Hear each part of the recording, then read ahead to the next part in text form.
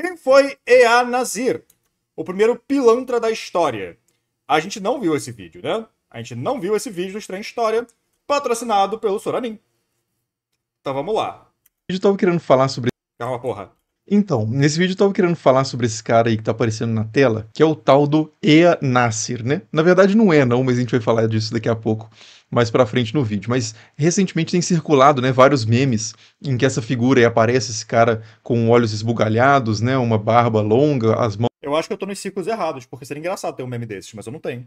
mãos juntas, e associado a esse nome, Ea Nasir, que supostamente foi, e nós vamos ver que isso é verdade, o primeiro pilantra, né, o primeiro trambiqueiro conhecido na história da humanidade, né, documentalmente, historicamente, arqueologicamente falando. Mas a história é bem complexa, né, e eu queria mostrar aqui nesse vídeo de onde que vem isso, porque eu fiz um vídeo recentemente sobre o submundo, a ideia de submundo pós-vida na Mesopotâmia Antiga, e coloquei ele na capa, né?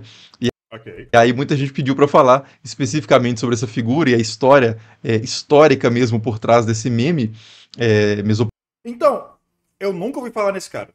Jamais. Jamais. mesopotâmico, né? Não sei quem é, não sei qual é a história dele, vamos descobrir. Então eu decidi fazer esse vídeo aqui. E aí para começar, né? Qual que é a história então associada geralmente a essa figura? Ah, antes que eu me esqueça, né? Esse vídeo é patrocinado pela Insider, né? Que é a Tech T-Shirts, a Insider, tá? Mas voltando ao tema do vídeo aqui, basicamente a história do Ea Nasir que motivou o meme é o fato dele ter passado a perna em alguns compradores de cobre. Ah, ok, tá. Ele vendia cobre, entre outros produtos também, mas ele vendia cobre na antiga Mesopotâmia. E Meu ciclo de amizade nós mandamos figurinha do Valtteri Bottas. Agora eu questiono minhas amizades. Eu mando figurinhas aleatórias, um bando de lobos andando, e aí tá escrito na figurinha LGBT, igual lobos gays bem tranquilos. Esse é o tipo de figurinha que eu mando. Eu não mando Ea Nasir. E tem várias queixas de clientes falando que não receberam um cobre ou então que receberam um cobre de péssima qualidade, diferente do cobre que tinha sido combinado, né? Inclusive tem essa matéria da Forbes, da revista Forbes de 2018, que eu acho que ajudou, né, a popularizar essa história, e ela chama o Ea Nasir de o pior homem de negócio do século XIX. Também do Power of the Press. Sim, tem o Stress and the Pressed. O Stress and the Pressed eu mando bastante. 18 a.C., né? Então, de fato, é uma história que remonta ao século XVIII, 1700 e uns quebrados antes de Cristo, e vem dessa tabuinha aqui, desse documento arqueológico, que é a reclamação de um cliente do Ea Nasir, né? Atualmente isso está no Museu Britânico. O cara ficou tão puto com o Ea Nasir que escreveu em pedra o quão escroto ele era. Tudo bem que é a única maneira de escrever, mas vocês entenderam, engraçado isso.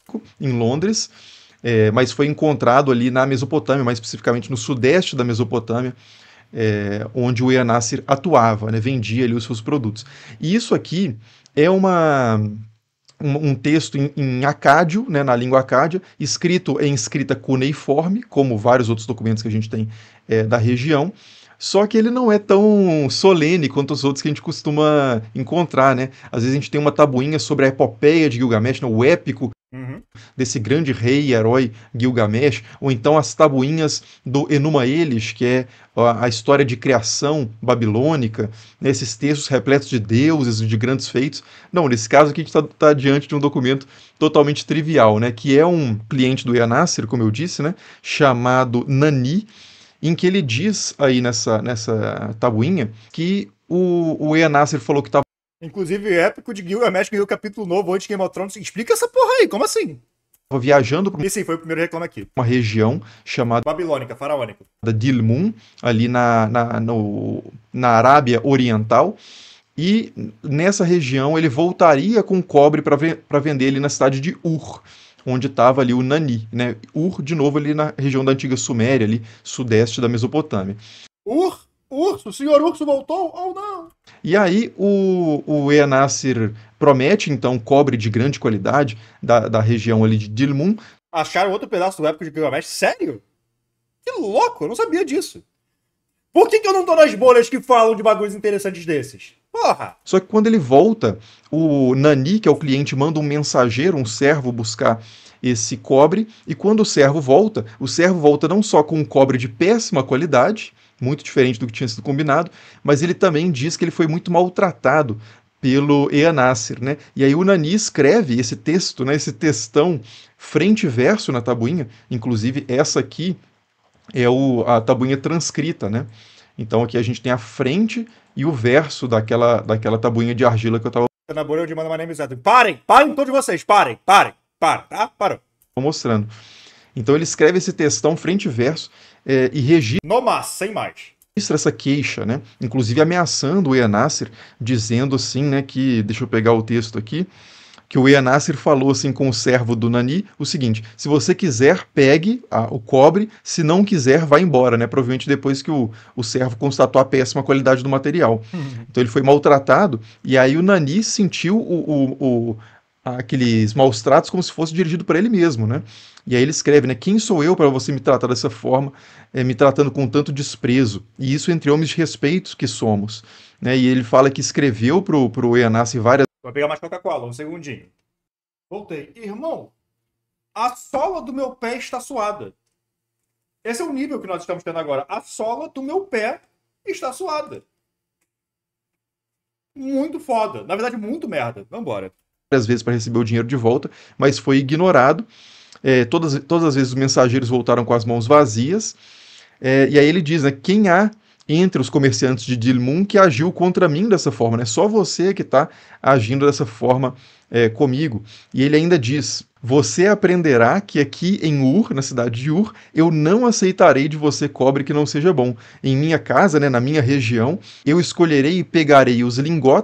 E o povo reclama do hiato de Hunter x Hunter. E o escritor de época do Gilgamesh que demorou mais do que... mais que a vida do Messias pra dropar um livro novo. Pois é, cara. Puta que pariu, cara. Que hiato grande demais. Se tivesse sido decepcionante, não valeu a pena. Não valeu a pena ter que voltar e reescrever.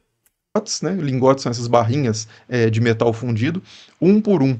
Já que você me tratou com desprezo, exercerei contra você o meu direito de selecionar o cobre. Então é principalmente desse documento, né, dessa queixa aí de um cliente, dessa reclamação de 1700 anos antes de Cristo, que surgem esses memes, mas mais ainda, né?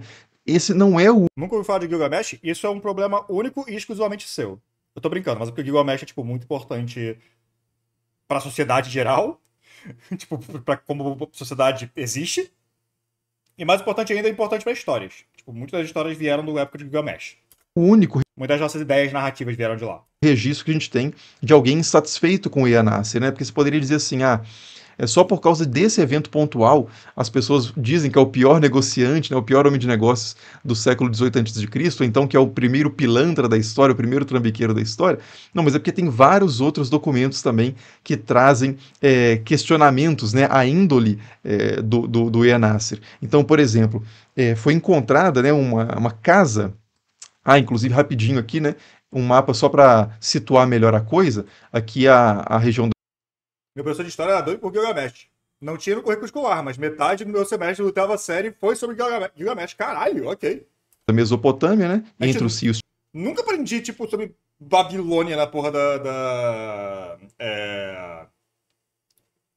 do colégio. Tigres e Eufrates, e aqui a cidade de Ur, né, como eu disse, no sudeste da Mesopotâmia, e a região de Dilmun é aqui, né, na Península Arábica, né, na parte leste, isso aqui tudo é a Península Arábica, né, e aqui na parte leste você tem a região de Dilmun, né, então o Eanasir descia aqui por essa costa e obtinha materiais diversos, inclusive cobre para vender, e voltava aqui para a região de Ur, na Suméria, para fazer essas vendas, né? E aí, beleza. Então, nessa região da Babilônica, foi encontrada uma casa, e nessa casa foram encontradas várias, né, talvez seja a própria casa do Eanasir, não dá para ter muita certeza, mas foi encontrada muita documentação que tinha o nome dele lá. Se eu não me engano, mais de 10, acho que 12 mais ou menos, tabuinhas de pessoas diferentes, né, correspondências daquele mesmo tipo que eu mostrei agora há pouco, do Nani, e algumas delas eram reclamações. Então, por exemplo, tem algumas tabuinhas escritas por pessoas que vêm da parte de um tal de Niganana. Então, por exemplo, tem uma delas que a pessoa que escreve, que é um representante desse Niganana, chamado Apa, ele diz o seguinte: o meu cobre dê a Niganana, bom cobre para que o meu coração não se perturbe. E aí outra carta enviada também da parte de um representante do Niganana. A galera dessa época era poética, né? Tipo, meu cobre para que meu coração não se perturbe. Calma, irmão, é só cobre. Ana diz o seguinte: que Shamash, né, o Deus Sol, abençoe sua vida. Dê bom cobre devidamente selado a Niganana. Você me fez emitir 10 ciclos de prata. Para que o seu coração não se perturbe, dê bom cobre a ele. Você sabe quão cansado eu estou disso tudo? Então essa insistência, né, da cobrança, porque o Yanasi ficava enrolando a turma, né? E tem outro texto interessante também que parece ter sido escrito até por um parceiro comercial do Yanasir, chamado Ilsu Elatsu. Essa carta consiste basicamente numa recomendação que esse cara faz para o Yanasir de não passar a perna em uma figura que é o tal do Idin Sin. Então o texto diz o seguinte: em relação ao cobre de Idin Sin, exija virá até você. Então o representante desse... Só pra eu compreender aqui, todas essas cartas estão sendo realmente, tipo, talhadas em pedra, né? Tecnicamente.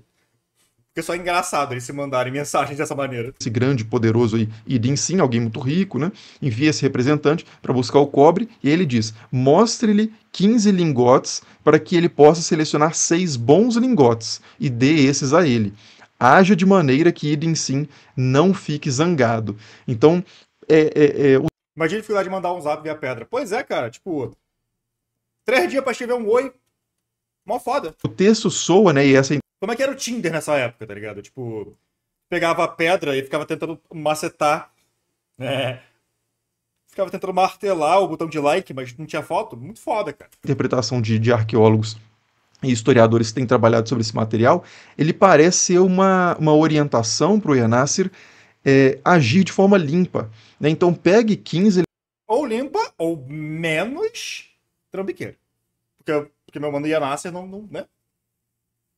Quem é limpo em 1500 a.C., tá ligado? Mentira, tô brincando. lingotes e permita que ele selecione os melhores e de fato entregue esse a eles. Né? Então os lingotes que ele selecionar, envie essa remessa, né? Não faça nada aí de, selecionou 6 aqui. Joga pedra no seu perfil pelo bairro e vê quem pega e joga sua pedra pra você. É verdade, seria uma forma fofa de fazer isso.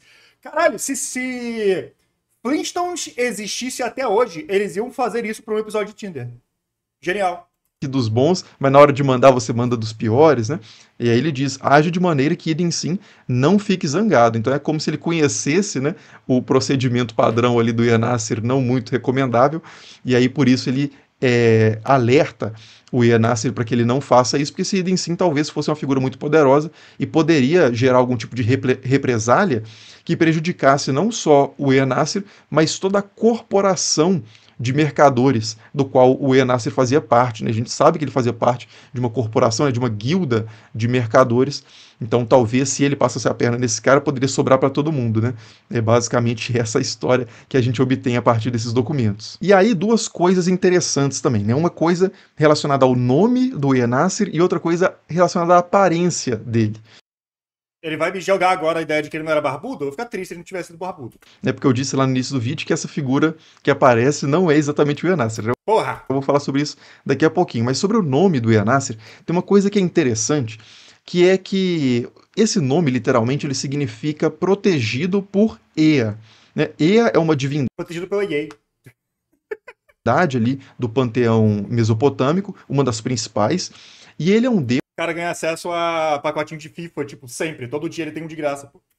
conhecido como deus da sabedoria. Por isso é tão picareta, caralho, faz sentido. É por isso que ele passa a perna em todo mundo, porque ele é protegido pela literal EA, cara.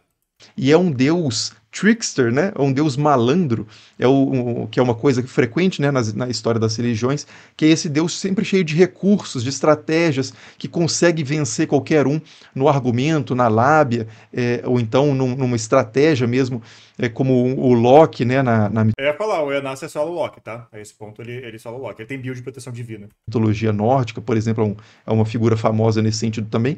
Mas o Ea, então, ele é esse deus astuto. A próxima vez do D&D eu vou fazer o Yanassi. Então, uma parada de fazer RPG, tipo, de jogar RPG de mesa, É que é muito fácil fazer personagem trickster, tipo, é uma coisa muito comum. Então dá pra fazer literalmente o Eanasir se quiser.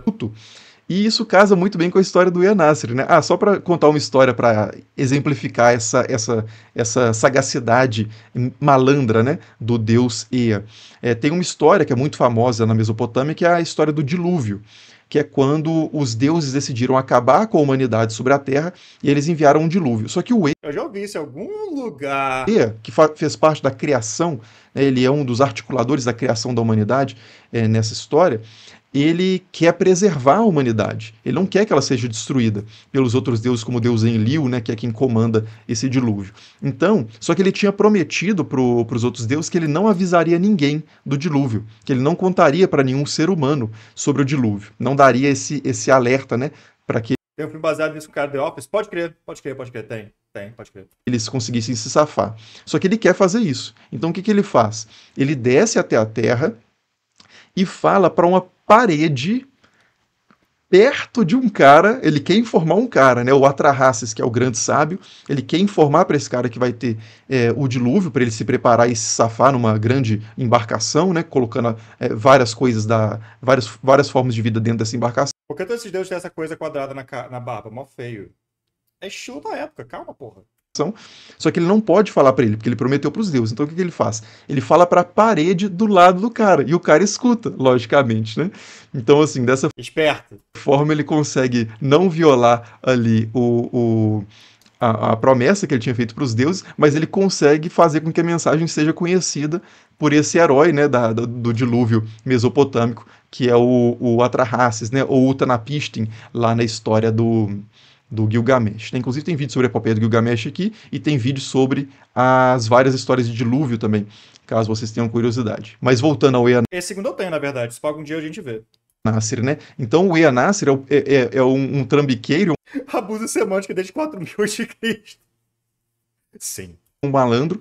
É assim que se faz. É assim que você é malandro.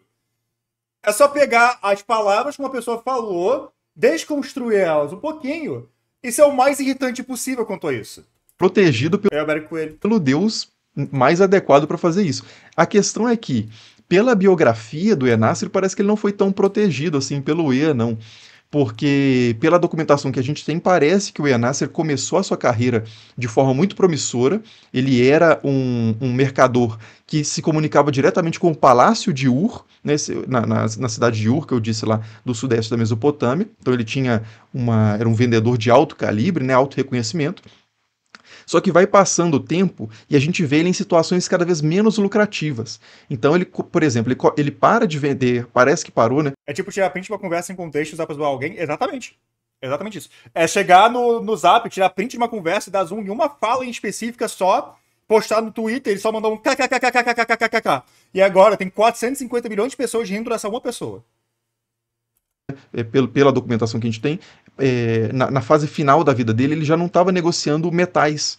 Ele estava negociando pequenas propriedades e estava negociando roupas usadas. Então, assim, era um mercado muito menos lucrativo do que o mercado de metais, né? Então, parece que a sua confiança, né, na praça tinha realmente se perdido completamente por causa dos trambiques dele. Eu ia falar, a galera meio que já notou que não era pra comprar com esse mano, né? E ele acabou tendo que ir para um mercado mais discreto, né? E que envolvia pessoas menos poderosas também. Ou ele podia sair pra outra cidade também, mas não sei como é que era na Mesopotâmia. E, consequentemente, Babilônia, não sei, foda-se.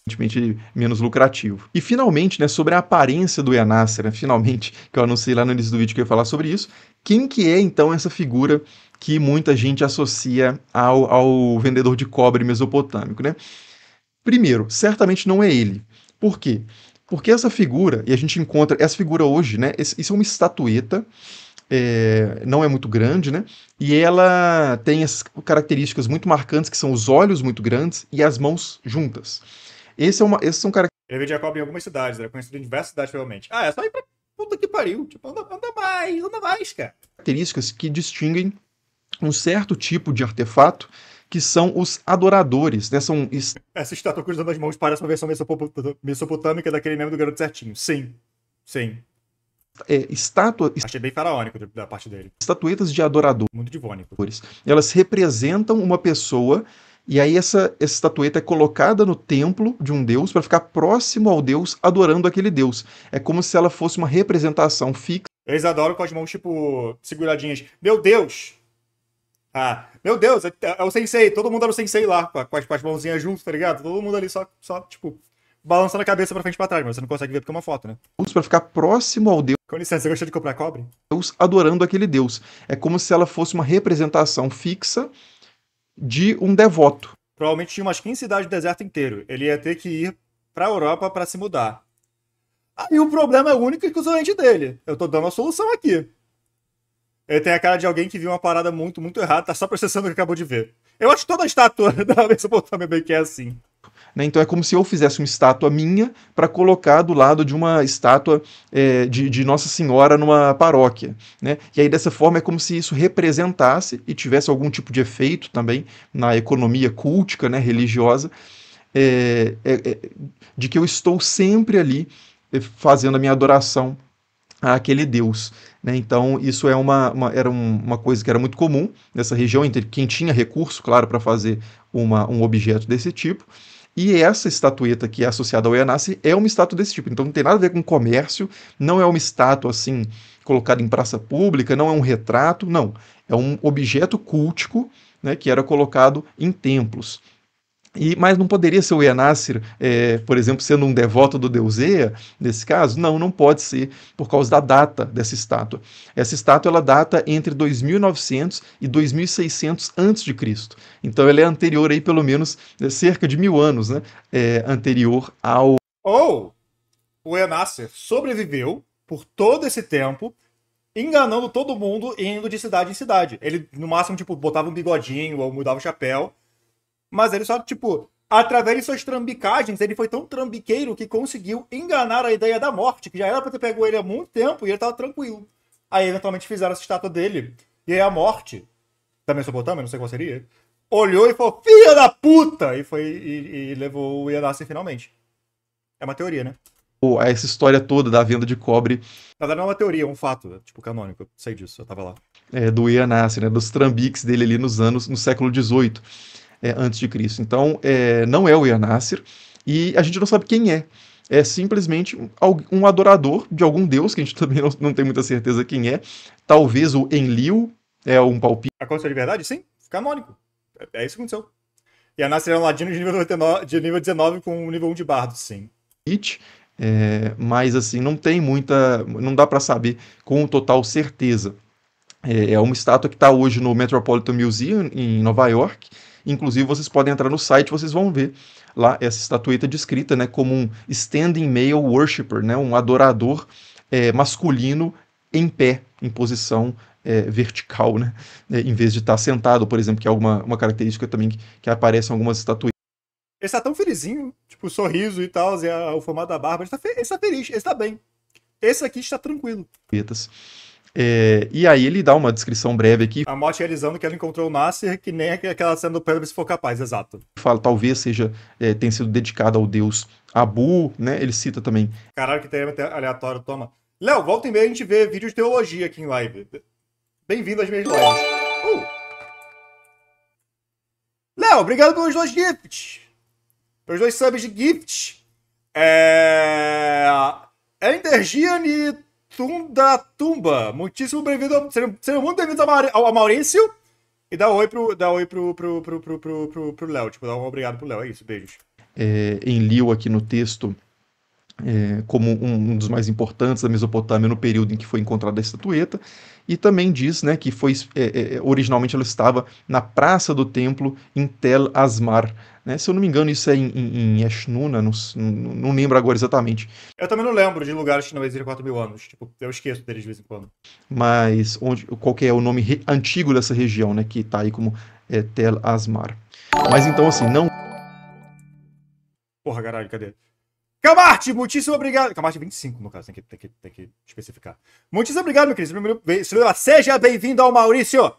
É isso. Não é o A minha. Eu tô almoçando aqui, então eu tô sem conseguir falar direito palavras. O Ian Nasser, né? A gente não tem uma imagem desse mercador, como esperado que a gente não tivesse, né? Pouca gente deixou registro em termos de aparência dos tempos da Mesopotâmia, só quem realmente tinha muito recurso para fazer isso, e mesmo assim, essa arte também não significa que fosse totalmente figurativa, representativa de como a pessoa era de verdade, né? Até esses olhos exagerados, não se tem nenhum texto antigo mesopotâmico explicando o porquê desses olhos nessas estátuas, mas a especulação aí é de que, isso sempre aparece em contexto religioso, né? É Daniel, quanto você gosta do estilo Muck Nagab, que porra é essa? talvez um símbolo da Mas, só pra deixar claro, as pessoas tinham esses olhos 4 mil anos atrás, 5 mil anos atrás, 7 mil anos atrás. Eu tô ligado disso, tá ligado? Eu tava lá, eu tirei umas fotinhos, aí eu queimei elas porque vocês não podiam ver, mas acontece. contemplação, ou a ideia de que por meio dos olhos, não sei, tem essa ideia da o olho como a janela da Meu Deus, calma! Calma, calma, calma. alma, né? A gente tem uma relação especial com os olhos, então os olhos vidrados ali poderiam ser, não sei, enfim, né? Algum tipo de acesso, um portão de acesso à, à presença do Deus, né? A glória do Deus. Muck Nagab é o artista do personagem que você tá usando nesse momento. O nome dele é só Nagabe mesmo, né? De onde veio esse Muck?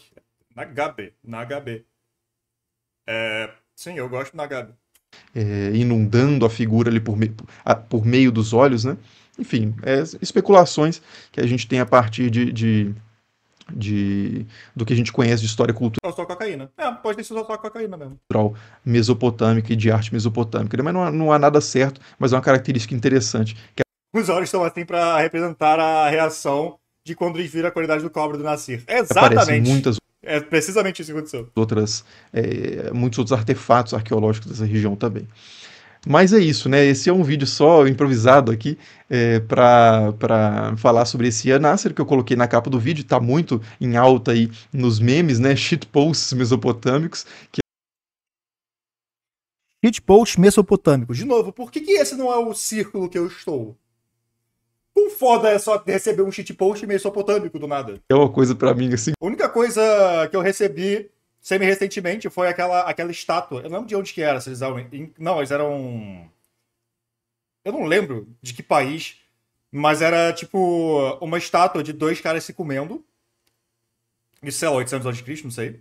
Dois caras se comendo. Só que o historiador foi lá e explicou que não, eles não estavam transando, na verdade. Eles não estavam se fudendo. Eles estavam. Um estava mostrando o poder sobre o outro. Esse é o ritual deles mostrarem o poder sobre o outro. Eles se penetram. É isso. Curiosíssimo, Esse foi o último meme histórico que eu recebi. né? Do nada aparece conteúdo que eu acho que é um vídeo sobre Você deve ter visto pelo menos onde já se viu. Ah, não, onde já se viu, óbvio. Sim. Mesopotâmia sério, eu clico e é uma loucura total, né?